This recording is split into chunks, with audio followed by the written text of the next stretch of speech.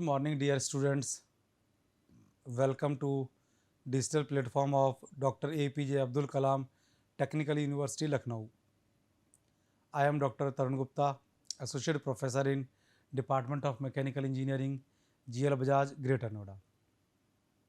Friends, we are discussing the unit thermal power plant in power plant engineering subject. The subject code is KME 076. Today is our 19th lecture. Today we will discuss heat balance and efficiency and site selection of a steam power plant. First of all, heat balance sheet. What is heat balance sheet? Friends, heat balance sheet क्या होती है आपको ये पता होना चाहिए. Heat balance sheet, you can say heat balance sheet is a sheet which shows or which have the account of heat supplied and heat utilized in the system. Means अगर हम बात कर रहे हैं यहाँ पर हम बॉयलर की बात कर रहे हैं क्योंकि हीट सप्लाइड तो बॉयलर में करते हैं हम. अगर हम बॉयलर की बात करते हैं, बॉयलर में हीट बैलेंस शीट क्या होगी? सो बॉयलर में हीट बैलेंस शीट है कि बॉयलर में कितनी हीट सप्लाई की और वो हीट कहाँ कहाँ यूज़ हुई, राइट. ये जिस शीट में आपको ये सारी डिटेल्स मिलेंगी, जिस पेपर पर जिस टेबल में सारी डिटेल्स मिलेंगी, उसको हम कहेंगे heat balance sheet. All the necessary information concerning the performance of boiler is obtained from the heat balance. The performance of boiler is generally given by a heat balance sheet, right. What are the advantages of using heat balance sheet? क्यों बनाते हैं heat balance sheet? Friends, heat balance sheet बनाने का हमारा purpose है कि हमें ये पता पड़ जाए कि कितनी हीट हमें हमारी यूज़फुल आउटपुट दे रही है और कितनी हीट कहाँ पर वेस्ट हो रही है, so that we can recover the waste heat. We can see whether it is in permissible range or it is out of the permissible range. अगर आउट ऑफ द परमिस और साथ में efficiency कितनी है system की, हमें ये पता पड़ जाए. अगर out of the permissible range है, सो हमें क्या करना है कि हमें प्रिवेंशन करने, हमें मेथड्स यूज़ करने हैं उस वेस्टेज को रोकने के लिए. फ्रेंड्स, अब आपको ये मैंने बताया कि हीट वेस्ट हो रही है, तो आपको पता होना चाहिए कि बॉयलर में हीट कहाँ कहाँ यूज़ होती है, कहाँ कहाँ लॉस होता है.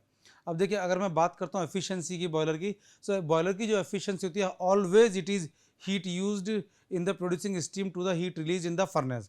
क्योंकि बॉयलर में हमने क्या किया, we are converting the heat in the flue gases to generate the steam. Water को स्टीम में कन्वर्ट किया, that is our useful output. So efficiency of boiler is always claimed as ratio of efficiency is always claimed as ratio of heat used in producing steam to the heat released in the furnace, or it is always.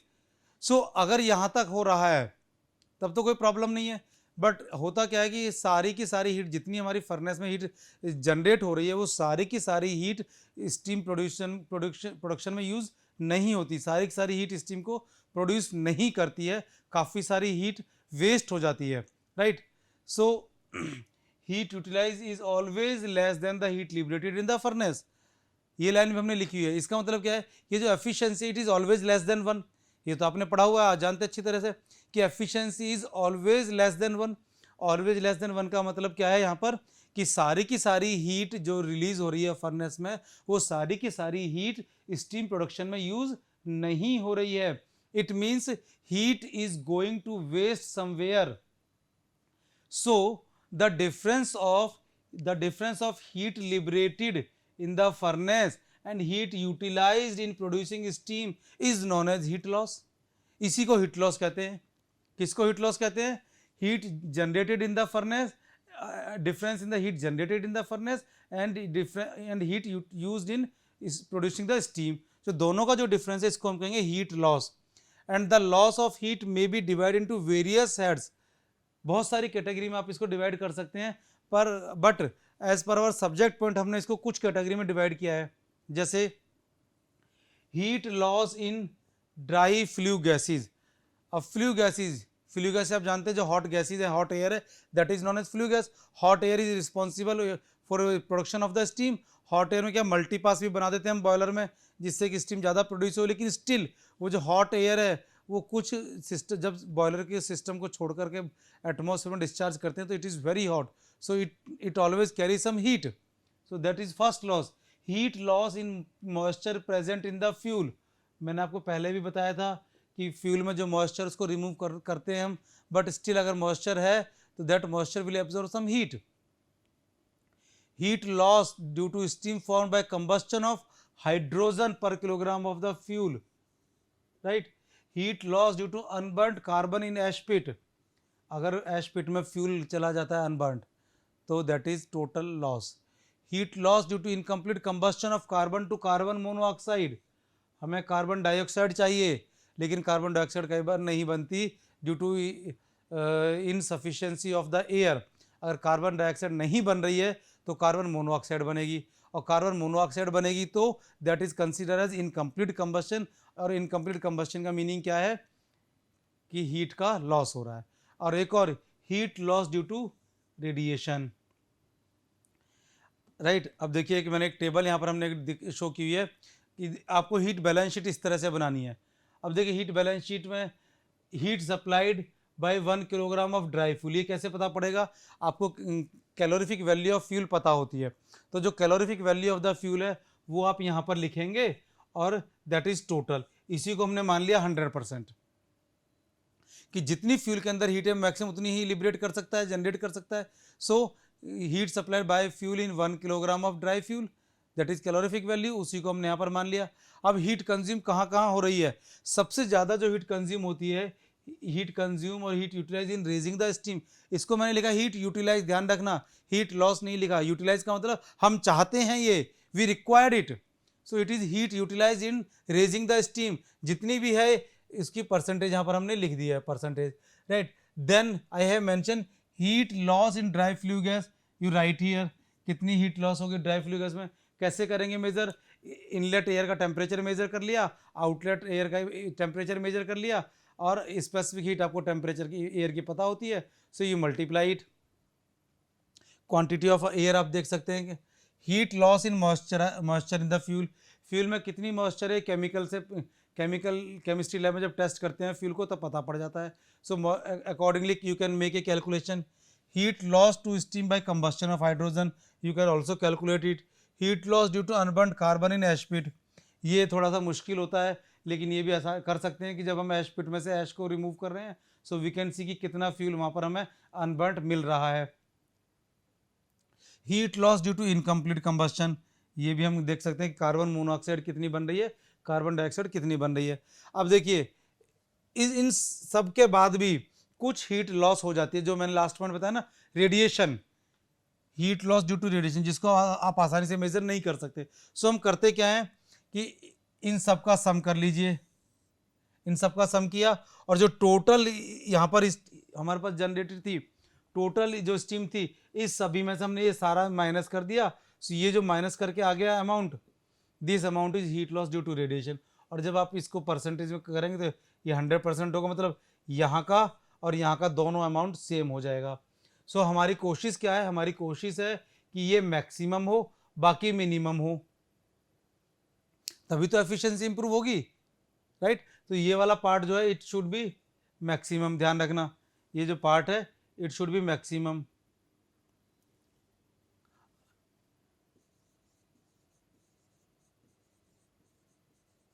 ये maximum चाहिए हमें, clear है?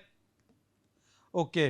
अब boiler की efficiency क्या होती है? मैंने आपको पीछे ही बताया था, heat actually used in producing the steam to the heat liberated in the furnace, and in most of the cases generally जो ही बॉयलर की एफिशिएंसी होती है ये 80 to 88% तक होती है बॉयलर की एफिशिएंसी, और ज़्यादा मिल जाए तो अच्छी बात है भाई,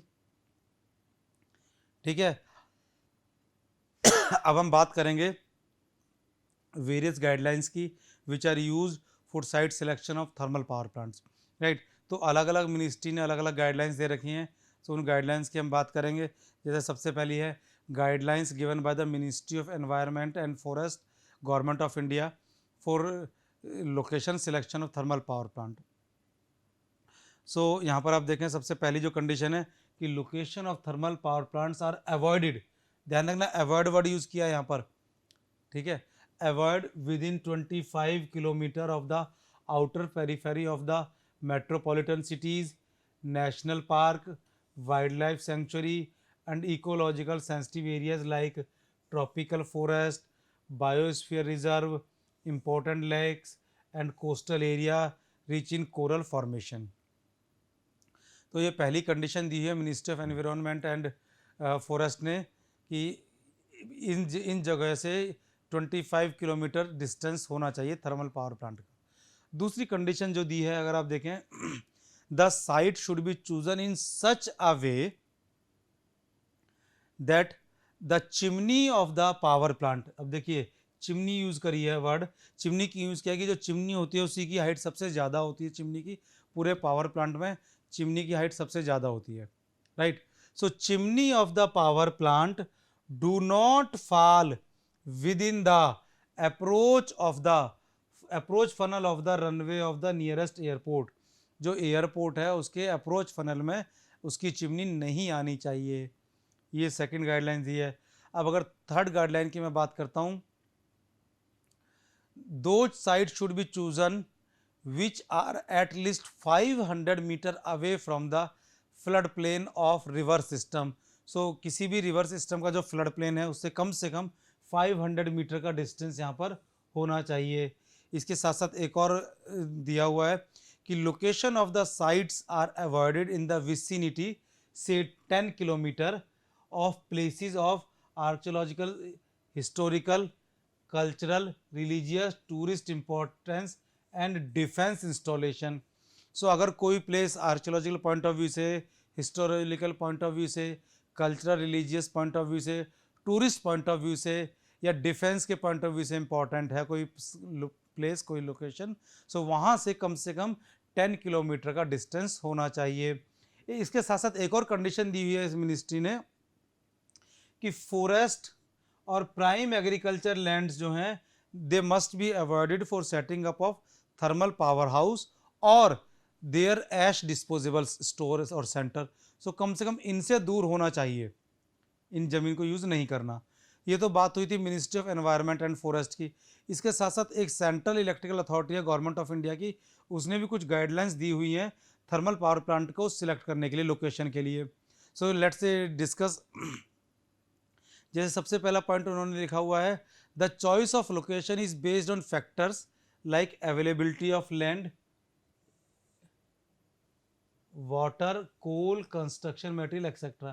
कि चॉइस जो है वो ऐसी होनी चाहिए जहाँ पर लैंड अवेलेबल हो, वाटर अवेलेबल हो, कोल अवेलेबल हो, कंस्ट्रक्शन मटेरियल अवेलेबल हो, इस तरह की चॉइस होनी चाहिए। इसके साथ साथ उन्होंने कहा कि जो लैंड की जो रिक्वायरमेंट है कितना होना चाहिए थर्मल पावर प्लांट के लिए, 0.2 स्क्वायर किलोमीटर पर 100 मेगावाट। मीन्स अगर मान लीजिए हम सुपर थर्मल पावर प्लांट लगाना चाहते हैं जिसकी कैपेसिटी है 1000 मेगावाट, सो 1000 मेगावाट के लिए आपको लैंड चाहिए 2 किलोमीटर स्क्वायर 1000 मेगावाट के लिए, ठीक है। इसके साथ साथ ऐश स्टोरेज के लिए दिया कि जो ऐश पॉन्ड है, सॉरी हाउसिंग प्रोजेक्ट जो है, हाउसिंग प्रोजेक्ट के लिए 0.4 किलोमीटर स्क्वायर की लैंड आपको चाहिए। फिर ऐश स्टोरेज के लिए चाहिए कि ऐश पॉन्ड बनाना है, ऐश पॉन्ड के लिए फिर आपको चाहिए 0.2 स्क्वायर किलोमीटर पर 100 मेगावाट। सो अगेन आप देख सकते हो 1000 मेगावाट का तो 2 स्क्वायर किलोमीटर की जरूरत होगी। नाउ वाटर रिक्वायरमेंट के लिए गाइडलाइंस दी हुई है कि 40 क्यूसेक पर 1000 मेगावाट वाटर की रिक्वायरमेंट होती है। इसके बाद है कि location of thermal power station is avoided in coal bearing areas. Means जहाँ पर कोल माइंस बहुत ज़्यादा है तो कोल माइंस के आसपास थर्मल पावर प्लांट को लोकेट नहीं करना है, ठीक है। इसके साथ साथ coal transportation is preferred by dedicated merry go round system. अब मैरी गो राउंड सिस्टम में क्या होता है आपको पता है, मैरी गो राउंड में ट्रेन एक पर्टिकुलर ट्रैक पर रोटेट करती है, एक सर्टेन सर्कल के अराउंड रोटेट करती है। So this system is use for vacate the railway wagon in thermal power plant. तो थर्मल पावर प्लांट में जब आपने कोल को ट्रांसपोर्ट किया रेल से बाई ट्रेन, तो उसको एम्प्टी करने के लिए, वैगन्स को खाली करने के लिए you have to use merry go round system, ठीक है फ्रेंड्स। नाउ अब सारे फैक्टर्स को हमने समराइज किया है, कैटेगराइज किया है फैक्टर सब फैक्टर में, इन सभी को अब हम डिस्कस करेंगे, ठीक है। तो देखिए factor affecting selection of location of thermal power plant. So पहला फैक्टर है अवेलेबिलिटी ऑफ रिसोर्सेज। अब रिसोर्सेज कौन से होते हैं फ्रेंड्स, रिसोर्स होते हैं लैंड, देखिए जो फंडिंग है मीन्स फाइनेंस, अगर फाइनेंस है तभी तो आप पावर प्लांट के बारे में सोचेंगे, अगर फाइनेंस ही नहीं है तो पावर प्लांट के बारे में नहीं सोचेंगे। इसलिए हमने यहाँ पर, अब देखिए सब फैक्टर में हमने फाइनेंस को नहीं लिखा, ठीक है, फाइनेंस की हमने सब फैक्टर में नहीं लिखा। तो बाकी रिसोर्सेज में क्या लिखा हमने, land, water, fuel and skilled man power. अब देखिए लैंड की अवेलेबिलिटी ज़रूरी है, क्योंकि होता क्या है कि बहुत सारे पॉइंट्स मैंने बताए कि यहाँ से 25 स्क्वायर किलोमीटर होनी चाहिए, यहाँ से 10 स्क्वायर किलोमीटर होना चाहिए, यहाँ से 500 मीटर होना चाहिए। सो पहले तो सूटेबल लैंड आइडेंटिफाई करना, उसके साथ साथ आपको ये ध्यान रखना है कि whenever you are acquiring a land, तो वहाँ पर कोई प्रोटेस्ट ना हो। अदरवाइज़ क्या होता है कि लोग प्रोटेस्ट करते हैं कि ये हमारी लैंड है, एग्रीकल्चर लैंड है, यूज़फुल लैंड है, प्राइम लोकेशन की लैंड है, लैंड इज़ कॉस्टली, तो हम इस लैंड को नहीं देना चाहते। साथ में कई बार प्रोटेस्ट इस तरीके इसलिए होता है कि if you are going to install a thermal power plant, तो इससे हमारे एरिया में ऐश आएगी, हमारे सिटी में ऐश आएगी। तो इस तरह के काफ़ी सारे प्रोटेस्ट होते हैं। तो आपको लैंड, इस तरह की आपको लैंड चाहिए जहाँ पर ये प्रोटेस्ट ना हो, ठीक है। अब दूसरी बात हम करते हैं वाटर अवेलेबिलिटी की। मैंने आपको बताया कि 1000 मेगावाट के लिए 40 क्यूसेक वाटर की रिक्वायरमेंट होती है। It is a large quantity of water. So ये जो वाटर की लार्ज क्वांटिटी है, this large quantity can not be use by bore water, means आप ग्राउंड वाटर को तो यूज़ कर नहीं सकते इतनी सारी क्वांटिटी के लिए। सो क्या करना होगा, there should be a water resources, water source होना चाहिए। There should be a river और there should be a canal which have sufficient water, and those should not be perennial, means river जो है वो रेन बेस्ड नहीं होनी चाहिए, it should, river और कैनाल ये थ्रू आउट द ईयर ये फ्लो करने चाहिए, सो दैट यहाँ पर जो वाटर की जो अवेलेबिलिटी है ये थ्रू आउट ईयर रहे, ठीक है। इसके बाद बात आती है फ्यूल अवेलेबिलिटी की। आपको हमने बताया कि जो थर्मल पावर प्लांट है कोल माइंस के आसपास नियर बाय में नहीं लगाना, बट फ्यूल तो अवेलेबल होना चाहिए ना। और फ्यूल कोल माइन से कैसे आएगा, ट्रांसपोर्ट कैसे होगा फ्यूल। सो अगर आपका उसका मीन्स है, और फ्यूल को स्टोर करने के लिए I told you in the few slides back, few lectures back, कि अप्रोक्सीमेटली 30 डेज का फ्यूल हम स्टोर करते हैं, राइट। 30 डेज का फ्यूल हम स्टोर करते हैं। और मैंने आपको बताया था फॉर 440 मेगावाट प्लांट, अगर आपको ध्यान हो, for 440 megawatt plant approximately 6000 ton per day coal की रिक्वायरमेंट होती है, गुड क्वालिटी कोल की, राइट। सो 30 डेज का कोल आपको स्टोर करना है, और हम कहते हैं गुड क्वालिटी कोल है, सो 10% विल बी ऐश कंटेंट। अगर 10% ऐश कंटेंट है तो ऐश को स्टोर भी करने के लिए लैंड चाहिए। सो फ्यूल को स्टोर करने के लिए लैंड चाहिए, ऐश को स्टोर करने के लिए लैंड चाहिए, पावर प्लांट की बिल्डिंग बनाने के लिए लैंड चाहिए, पावर प्लांट के लिए जो रेजिडेंशियल एरिया उनके एम्प्लॉयज़ के लिए डेवलप करना है उसके लिए यू नीड लैंड। और साथ में फ्यूल, कंटिन्यूस फ्यूल की सप्लाई चाहिए। सो फ्यूल कैसे अवेलेबल होगा, इसका साथ स्किल मैन पावर अवेलेबिलिटी। दो skill man power availability is not a big point, because for various government jobs and for very good package people can move. अगर कहीं अच्छी मैन पावर अवेलेबल है और आप ज़्यादा सैलरी देते हैं तो वो मैन पावर वहाँ से मूव होकर के आपके पास आ जाएगी, और साथ में आपको, अगर आप एकोमोडेशन और प्रोवाइड कर रहे हैं, राइट। इसके बाद बात आती है इकोनॉमिकल इम्पैक्ट की। अगर आप इकोनॉमिकल इम्पैक्ट देखें, land acquisition it is a big problem, land acquisition is a big problem. मैंने आपको बताया ना काफ़ी सारे प्रोटेस्ट होते हैं लैंड के लेने के लिए, और काफ़ी सारे रूल्स है, काफ़ी सारे पॉइंट है कौन सी लैंड नहीं लेना। तो लैंड एक्वायर करना सबसे बड़ी प्रॉब्लम है। कॉस्ट इन्वेस्टमेंट, कैसे इन्वेस्टमेंट करें, स्मार्ट वे में इन्वेस्टमेंट कैसे करें, राइट। इसके साथ cost, operation and maintenance cost, operation की कॉस्ट एंड मेंटेनेंस कॉस्ट ये कम से कम चाहिए, means running cost as well as maintenance cost, दोनों की दोनों कॉस्ट कम से कम चाहिए, जितनी कम पॉसिबल हो सकें। तो ये आपको ध्यान देना है कि आपको डिज़ाइन ऐसा बनाना है, रनिंग इस तरीके से करनी है, फ्यूल इस तरीके से अरेंज करना है कि running cost as well as maintenance cost कम से कम हो। ऑटोमेशन पर आपने जाना है, राइट। इसका पे बैक पीरियड, आपने प्लांट लगा लिया, इससे इलेक्ट्रिसिटी जनरेट हो रही है, कितने साल में ये आपको पैसा रिटर्न कर देगा। अब फ्रेंड जब भी हम कंसीडर करते हैं पे बैक पीरियड, तो ध्यान रखना हम अपनी इन्वेस्टमेंट पर बैंक का जो इंटरेस्ट होता है वो भी काउंट करते हैं। ऐसा नहीं कि पैसा हमने लगा दिया उस पर इंटरेस्ट काउंट नहीं करना, गवर्नमेंट ने पैसा लगा दिया उस पर इंटरेस्ट काउंट नहीं करना, सो उसमें हम बैंक का इंटरेस्ट काउंट किया जाता है।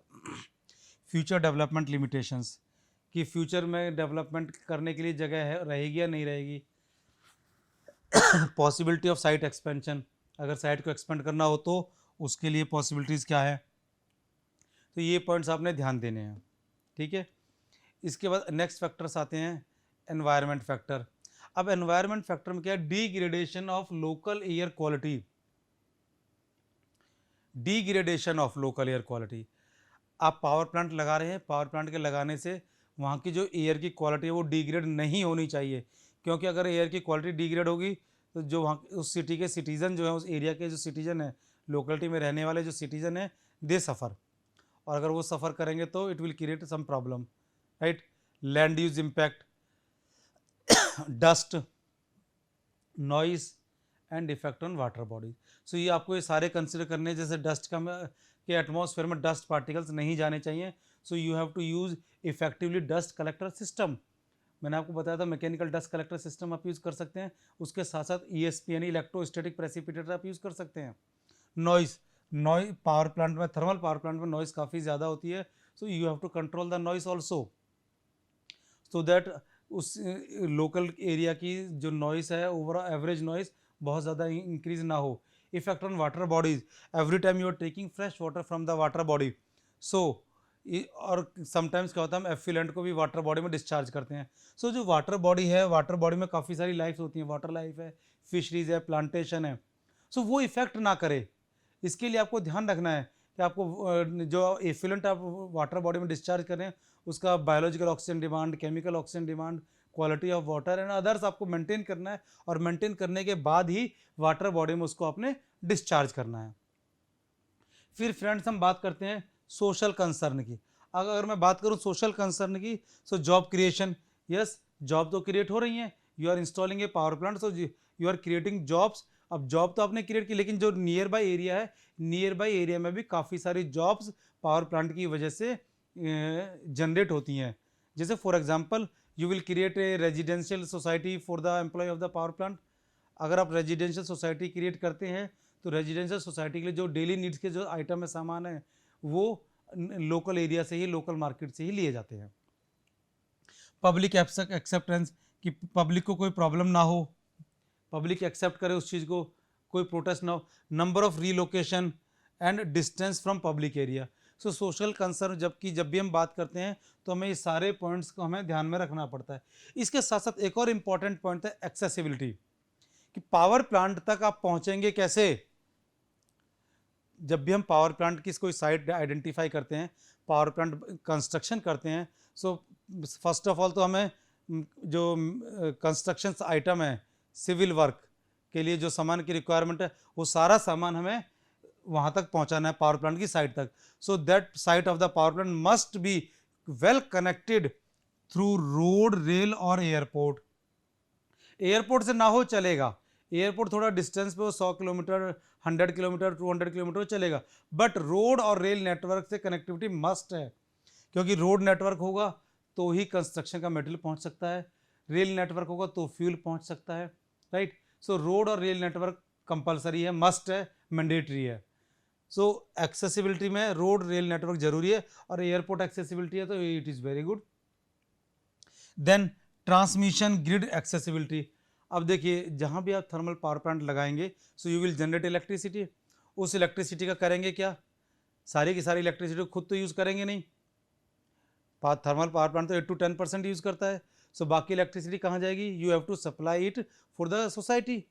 अब सोसाइटी तक सप्लाई करने का जो सबसे effectively method, that is grid system. अब अगर ऑलरेडी ग्रिड अवेलेबल है वहाँ पर, transmission grid, then there is no problem, फिर तो बहुत आसानी से आप यू जस्ट आप ग्रिड पर इलेक्ट्रिसिटी को अपलोड कर दीजिए और इट विल सप्लाई। अदरवाइज क्या होगा, आपको ग्रिड के लिए टावर्स लगाने पड़ेंगे, पाइलन्स लगाने पड़ेंगे, केबल सिस्टम, सारा सिस्टम वहाँ पर लगाना पड़ेगा, so it will increase the cost. So जब भी आप थर्मल पावर प्लांट लगाने की सोचते हैं, so you check the transmission grid accessibility. इसके बाद आता है इलेक्ट्रिसिटी कंजप्शन पॉइंट। जो इलेक्ट्रिसिटी कंजप्शन पॉइंट है, मीन्स जो इलेक्ट्रिसिटी को यूज़ करेंगे वो कितनी दूर तक कितनी दूर है, वो उनका डिस्टेंस क्या है, राइट। सो अगर डिस्टेंस बहुत ज़्यादा है, if distance is very large, so transmission बहुत ज़्यादा होगा, और ट्रांसमिशन ज़्यादा होने से क्या होगा, ट्रांसमिशन लॉसेस ज़्यादा हो सकते हैं। सो इसलिए कोशिश ये करें कि जहाँ थर्मल पावर प्लांट लगाएं, वहाँ से जो कंज्यूमर हैं आपके, जो उस इलेक्ट्रिसिटी को कंज्यूम कर रहे हैं, वो बहुत ज़्यादा दूर ना हो, so that transmission loss minimum रहे, राइट। इसका एक और पॉइंट है अर्बन एरिया एक्सेसिबिलिटी।